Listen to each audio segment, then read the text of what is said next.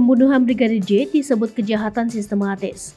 Ada obstruction of justice hingga jeratan Undang-Undang ITE. Keluarga Brigadir J maupun kuasa hukum Brigadir J sudah menduga istri Ferdy Sambo, Putri Chandrawati, terlibat dalam kasus pembunuhan berencana. Keluarga dan kuasa hukum Brigadir J tak kaget dengan penetapan istri Ferdy Sambo, Putri Chandrawati sebagai tersangka pada Jumat 19 Agustus 2022 kemarin. Ramos Huta Barat, kuasa hukum keluarga almarhum Brigadir J mengatakan, penerapan pasal 340 dan 338 Junto 55 dan 56 kepada istri Ferdy Sambo, Putri Chandrawati sudah tepat. Penetapan Putri Chandrawati sebagai tersangka kasus pembunuhan berencana terhadap Brigadir J juga menurut Ramos Huta Barat sudah sesuai dengan dugaan awal, di mana Putri Chandrawati berada di lokasi saat insiden penembakan Brigadir J.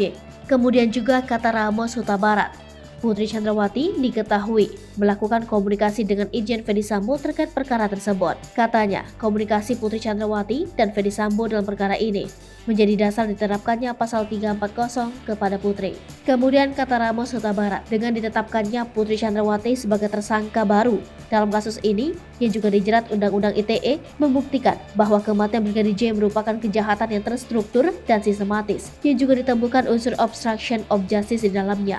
Ramos mengaku akan terus mengawal kasus ini agar segera dilimpahkan ke proses pengadilan agar mendapat keputusan hukum yang berkekuatan tetap. Setelah Putri Chandrawati ditetapkan sebagai tersangka, kata Ramos, menjadi titik terang dari perkara pembunuhan Yosua.